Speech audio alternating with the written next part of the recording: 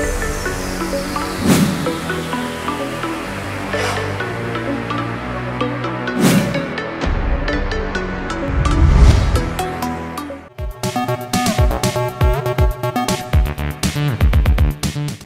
Hello welcome to best of the day. మరి ఈ రోజు మన బెస్ట్ ఆఫ్ ది డేలో కొత్త విశేషాలతో పాటు కొన్ని ఆసక్తికరమైన నిజాలు మరి చరిత్రలో ఈ రోజు జరిగిన ముఖ్య సంఘటనల గురించి తెలుసుకుందాం. మరి ఎందుకు కలిసి లెట్స్ స్టార్ట్ ద ప్రోగ్రామ్.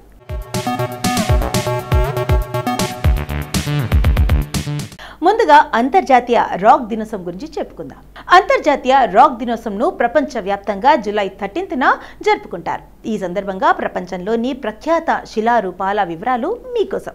అంతర్జాతీయ రాక్ దినోత్సవాన్ని ప్రతి సంవత్సరం జూలై 13న జరుపుకుంటారు. ఇది భౌగోళిక అద్భుతాలు, చారిత్రక ఆనవాళ్లు, రాళ్ల ప్రత్యేక అందాలను గుర్తించడానికి ఏర్పాటు చేసిన రోజు. ఈ సందర్భంగా ప్రపంచవ్యాప్తంగా ఉన్న ప్రసిద్ధి శిలల వివరాలు మీకోసం. అంతర్జాతీయ రాక్ దినోత్సవంని ప్రతి సంవత్సరం జూలై 13న జరుపుకోవడం సహజమే. మరి ఇది భౌగోళిక అద్భుతాలు, చారిత్రక ఆనవాళ్లు, రాళ్ల ప్రత్యేక అందాలను గుర్తించడానికి ఏర్పాటు చేసిన రోజు కాబట్టి ప్రపంచవ్యాప్తంగా ఉన్న ప్రసిద్ధ శిలల వివరాలు మీకోసం ఈ రోజు. ఐర్లాండ్లోని టిప్పర్ రాయి కాంటీలో ఉన్న మధ్య యుగాల నాటి చారిత్రాత్మక కోట.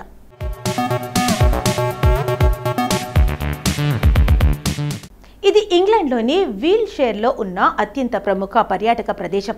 ఈ స్టోన్ హేంజ్ను చరిత్ర పూర్వ రోజుల్లో దైవారాధన, పూజల కోసం ఉపయోగించేవారని భావిస్తారు. ఈ రాక్ ఆఫ్ జిబ్రాల్టర్ కూడా అత్యంత ప్రముఖ పర్యాటక కేంద్రం. ఇది లైమ్ స్టోన్ మోనాలిత్. అమెరికాలోని రష్ మోర్ పర్వతం ఇది. ఈ పర్వతంపై అమెరికా మాజీ అధ్యక్షులు Washington, Jefferson, Roosevelt, Abraham Lincoln చిత్రాలను చెక్కడంతో ఇది ప్రముఖ పర్యాటక కేంద్రంగా మారింది. ఇది కూడా ఐర్లాండ్లోని జైంట్స్ కాజ్వే.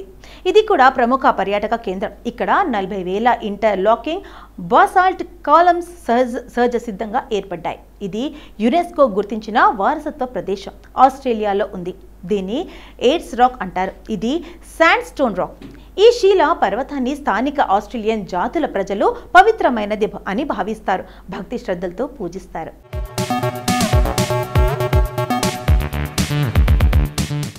ఎక్కడైనా పచ్చదనం పరుచుకున్న అందమైన అడవులే ఉంటాయి. అక్కడే ఉండే చెట్ల రకాల్లో తేడాలు ఉంటాయేమో కానీ పచ్చదనం అనేది కామన్.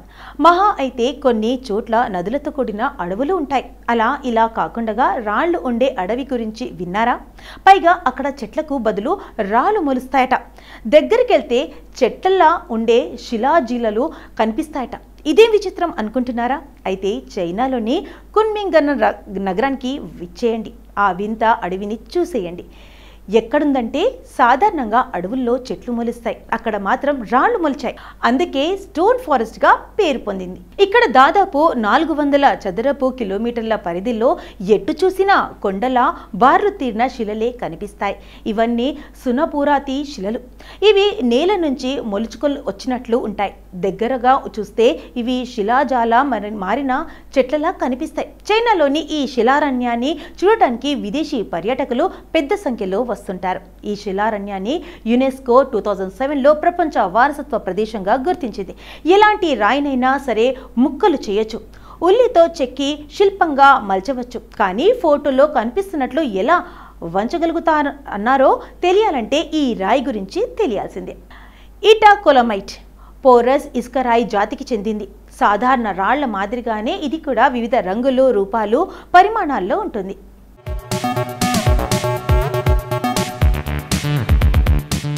ఇక ఎప్పుడైతే ఈ రాయి 1 సెంటీమీటర్ మందం, 20 సెంటీమీటర్ల పొడవు గల సమాంతర పరిమాణంలోకి మారుతుందో అప్పుడు దీనికి వంగే స్వభావం వస్తుంది. ఈ విషయాన్ని ఈ మధ్యనే ఇటలీకి చెందిన భూ విజ్ఞాన శాస్త్రవేత్తలు గుర్తించారు. అంతకంటే 1 మిల్లీమీటర్ సైజులో తేడా వచ్చినా ఆ రాయి అంగుళం కూడా వంగదు. ఈ రాయికి, ఆ పరిమాణానికి, ఆ స్వభావానికి ముడిపడి ఉన్న సంబంధం ఏమిటో ఇంకా అంతు చిక్కాల్సి ఉంది. కానీ భూకంపాలు, బలమైన గాళ్ళు, తుఫాన్లు వంటి ప్రకృతి వైపరీత్యాలను తట్టుకొని నిలబడగలిగే భవన నిర్మాణాల రూపకల్పనలో ఈ రాళ్లు ఎంతగానో ఉపయోగపడతాయని శాస్త్రవేత్తలు చెబుతున్నారు. రాళ్లలో కొన్ని రకాలు నీటిలో తేలే స్వభావం కలిగి ఉంటాయి. అలాగే ఈ రాళ్లు వంగే స్వభావం కలిగినవిగా చెబుతున్నారు. ఏది ఏమైనా అసలు నిజం తెలియాలంటే మరికొంతకాలం వేచి చూడక తప్పదు.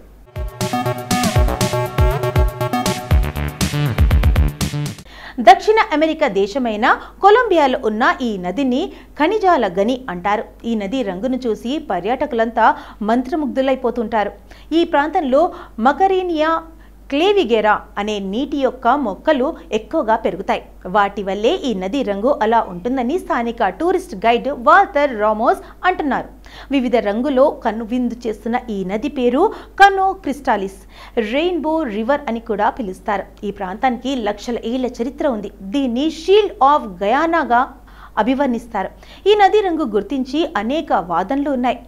రాళ్లలో ఖనిజాలు ఉండటంతో నదికి ఈ రంగు వచ్చిందని కొందరు అంటారు. ఖనిజాలతో పాటు రాళ్లు ఎక్కువగా ఉండటం వల్ల ఇక్కడ మొక్కలు ఎక్కువ ఎత్తు పెరగలేవని చెబుతారు. ఈ మొక్కలు ఏడాదికి 1 సెంటీమీటర్ మాత్రమే పెరుగుతాయి.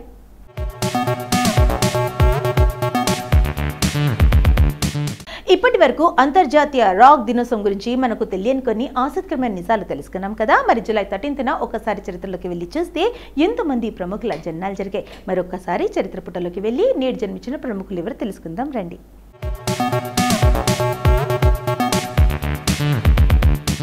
ప్రణవ్ మోహన్ లాల్ భారతదేశంలోని మలయాళ చిత్ర పరిశ్రమకు చెందిన నటుడు. ఇతడు ప్రముఖ నటుడు మోహన్ లాల్ కుమారుడు.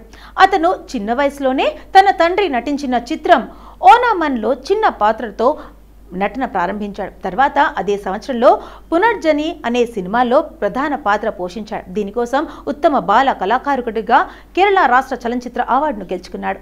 న్యూ సౌత్ వేల్స్ విశ్వవిద్యాలయం నుండి తత్వశాస్త్రంలో బ్యాచిలర్ డిగ్రీని పొందాడు. ఇతడు పాటలు రచించడమే కాకుండా చక్కగా పాడతాడు. ప్రణవ్ 2015లో తన సినీ ప్రయాణాన్ని అసిస్టెంట్ డైరెక్టర్గా ప్రారంభించి జీతో జోసెఫ్ వద్ద 2 సినిమాలకు పనిచేశాడు. పాపనాశం, జో సటిల్ లైఫ్, జీతో జోసెఫ్ దర్శకత్వం వహించిన 2018 చిత్రం ఆదిలో ప్రధాన పాత్రలో కనిపించాడు. ఆ చిత్రం ఆ సంవత్సరంలో అత్యధిక వసూళ్లు సాధించి మలయాళ చిత్ర సీమలో ఒకటిగా నిలిచింది. ప్రణవ్ మోహన్ లాల్ 1990 జూలై 13న త్రివేంద్రం, కేరళలో జన్మించారు.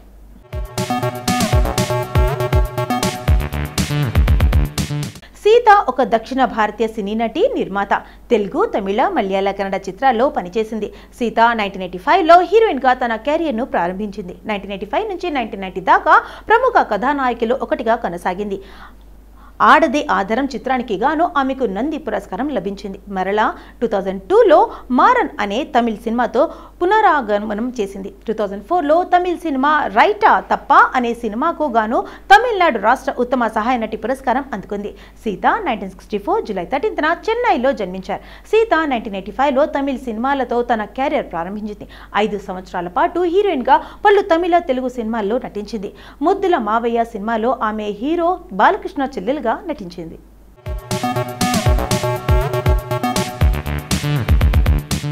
ఊర్వశి శర్మ భారతదేశం చెందిన సినిమా నటి, మోడల్. ఆమె వివాహం అనంతరం 2012లో రైనా జోషిగా తన పేరును మార్చుకుంది. ఊర్వశి శర్మ సినీ నటుడు సచిన్ జే జోషిను ఫిబ్రవరి 2012లో వివాహం చేసుకుంది. వారికి 3 పిల్లలున్నారు. ఊర్వశి శర్మ జూలై 13, 1984న ఢిల్లీలో జన్మించారు.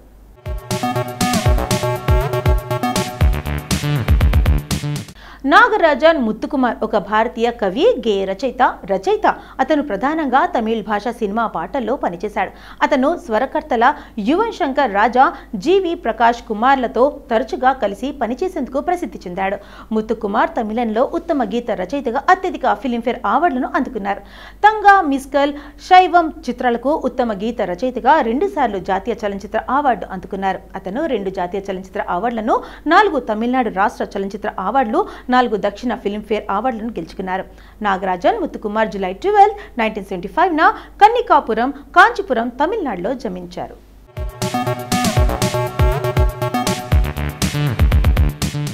సలీం షాజాదా, మాస్టర్ సలీం అని కూడా పిలుస్తారు. ఒక భారతీయ గాయకుడు. అతను పంజాబీ గాయకుడిగా తన పనికి ప్రసిద్ధి చెందాడు. అతను పంజాబీ మ్యూజిక్ యొక్క అనేక ప్రైవేట్ ఆల్బమ్స్లను కూడా విడుదల చేశాడు. మాస్టర్ సలీం జూలై 13, 1982న షాకోట్లో జన్మించారు. 7 ఏళ్ల వయసులో అతను తన మొదటి ప్రజా ప్రదర్శనను బఠిండా దూరదర్శన్ టీవీ స్టేషన్ ప్రారంభోత్సవంలో తన పాట చర్దే దిగ్ జుగ్తో ఇచ్చాడు.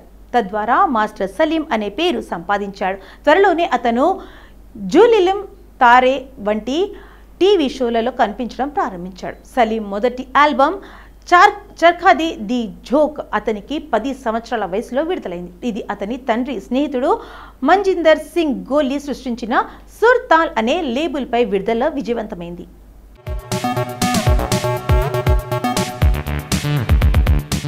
ఇదండి ఇవాల్టి మన బెస్ట్ ఆఫ్ ది డే. మరి ఈ రోజు మన ఎపిసోడ్లో ఈ రోజుకి సంబంధించిన కొన్ని ఆసక్తికరమైన విషయాలు తెలుసుకున్నాం కదా. మరి రేపటి ఎపిసోడ్లో మళ్ళీ కలుద్దాం. అంటే టేక్ కేర్, బై.